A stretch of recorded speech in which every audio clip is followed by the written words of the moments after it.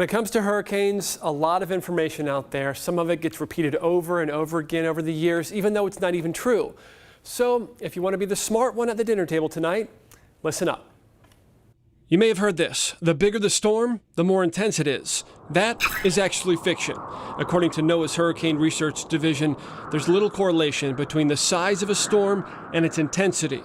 1992's Hurricane Andrew, great example. Andrew was a small storm that intensified into a Category 5, hitting South Florida with 165-mile-per-hour winds. How about this one? Taping windows is the best way to protect them. Also fiction. A few strips of tape won't do anything to protect glass from hard-driven debris.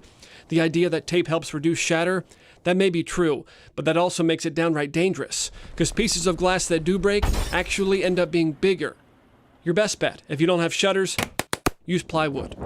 And maybe you've heard this claim. We're seeing more high-intensity hurricanes today than we did 20 years ago. This one's fact. In the past 24 years, we've seen 16 above normal hurricane seasons.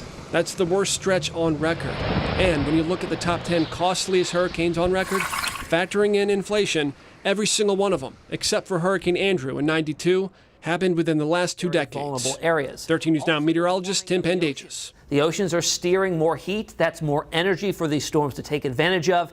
And we see highly intense storms like Dorian, like Maria, like Harvey, like Florence, like Michael becoming much more frequent.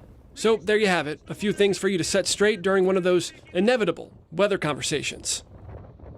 And speaking of storms intensifying, the 2017 and the 2018 hurricane season, some of the most intense on record, and we are already seeing that continue this year.